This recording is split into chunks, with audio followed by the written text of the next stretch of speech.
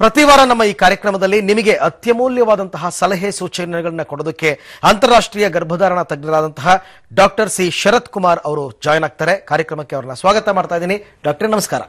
ನಮಸ್ಕಾರ ಅರವಿಂದ್. ನಿತ್ಯ ಸಂಜೀವಿನಿ ಕಾರ್ಯಕ್ರಮದ ಎಲ್ಲ ವೀಕ್ಷಕರಿಗೂ ನಮಸ್ಕಾರಗಳು. ಡಾಕ್ಟರ್, ಪ್ರತಿ ವಾರ ನಾವು ಒಂದೊಂದು ಟಾಪಿಕ್ ತಗೋತೀವಿ ಚರ್ಚೆ ಮಾಡೋದಕ್ಕೋಸ್ಕರ. ತುಂಬಾ ಕಾಲ್ಗಳು ನಮಗೆ ಬರ್ತಾ ಇರ್ತವೆ. ನಮಗೆ ನಿಮಿರು ದೌರ್ಬಲ್ಯ ಇದೆ ಅಂತ ಹೇಳ್ತಾ ಇರ್ತಾರೆ ಫೋನ್ ಮಾಡಿ.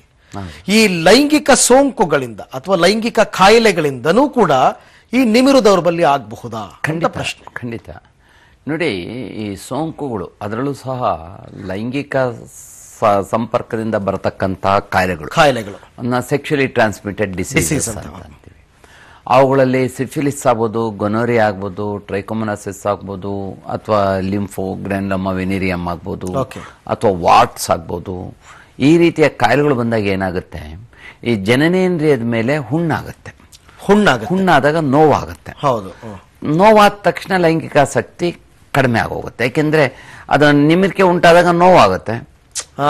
ಜೊತೆಗೆ ಸಂಗಾತಿಗೆ ತನ್ನ ಜನನೇಂದ್ರಿಯನ ತೋರಿಸ್ಲಿಕ್ಕಾಗೋದಿಲ್ಲ. ಆಕೆ ಅದನ್ನ ನೋಡ್ಬಿಟ್ರೆ ಅವಳು ಸಂಭೋಗ ಕ್ರಿಯೆಗೆ ಒಪ್ಕೊಳ್ಳೋದಿಲ್ಲ. ಇದೇನೋ ಗಾಯ ಐತೆ, ಇದು ಮೊದ್ಲು ವಾಸಿ ಮಾಡ್ಕೊಂಬನ್ರಿ ನಾ ಸಾಧ್ಯತೆ ಇದೆ. ಅಲ್ಲಿ ಕೀಳಿರ್ಮೆ ಉಂಟಾಗುತ್ತೆ, ತೋರ್ಸ್ಕೊಳ್ಳೋದಕ್ಕೆ ಇಷ್ಟಪಡೋದಿಲ್ಲ. ಜೊತೆಗೆ ಅಲ್ಲಿ ಸೋಂಕು ಇನ್ನೊಬ್ಬರಿಗೆ ಹಬ್ಬತ್ತೆ ಅನ್ನೋದು ಮನಸ್ಸಲ್ಲಿ ಉಳ್ಕೊಂಡಿರುತ್ತೆ. ಹಾಗಾಗಿ ಎಲ್ಲಾ ತೊಂದರೆಗಳಿಂದ, ಅಂದ್ರೆ ಮಾನಸಿಕವಾಗಿ ಮತ್ತು ದೈಹಿಕವಾಗಿ ಎರಡೂ ರೀತಿಯ ತೊಂದರೆಗಳನ್ನ ಅನುಭವಿಸೋ ಸಾಧ್ಯತೆ ಇದೆ. ಆಗೇನಾಗುತ್ತೆ, ಲೈಂಗಿಕಾಸಕ್ತಿ ಕುಗ್ಗೋಗುತ್ತೆ. ಜೊತೆಗೆ ನಿಮಿರಿಕೆ ಕೂಡ ಕಡಿಮೆ ಆಗುತ್ತೆ. ಅಲ್ಲಿ ಯಾವಾಗ ಸೋಂಕಿರ್ತದೆ, ಆ ಸೋಂಕಿಂದ ಒಳಗಡೆ ಈ ಯುರೆತ್ರದಲ್ಲಾಗ್ಬೋದು, ಅಥವಾ ಶಿಶ್ನುವಿನಲ್ಲಾಗ್ಬೋದು, ಅಥವಾ ಶಿಶ್ನುವಿನ ಮುಂದೋಗ್ಲಿಕ್ಕಾಗ್ಬೋದು, ಸೋಂಕುಂಟಾದಾಗ ಅದು ನಿಮಿರಿಕೆನ ಕಡಿಮೆ ಮಾಡೋ ಸಾಧ್ಯತೆ ಇದೆ. ಆಗೇನಾಗುತ್ತೆ, ನಿಮಿರಿಕೆ ದೋಷನೂ ಉಂಟಾಗ್ಬೋದು, ಗಾತ್ರ ಕೂಡ ಕಡಿಮೆ ಆಗ್ಬೋದು, ಮತ್ತು ಲೈಂಗಿಕ ಆಸಕ್ತಿ ಕೂಡ ಕಡಿಮೆ ಆಗ್ಬೋದು.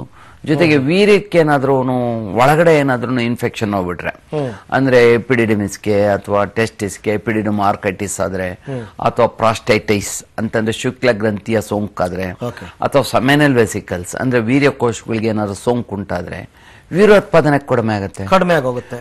ಜೊತೆಗೆ ಬೀಜಗಳಿಗೆ ಏನಾದ್ರು ಸೋಂಕು ಉಂಟಾಗ್ಬಿಟ್ರಂತೂ ಆರ್ಕೈಟಿಸ್ ಆಗುತ್ತೆ. ಆಗ ಟೆಸ್ಟೋಸ್ಟೆರಾನ್ ಉತ್ಪಾದನೆ ಕಡಿಮೆ ಆಗೋಗುತ್ತೆ.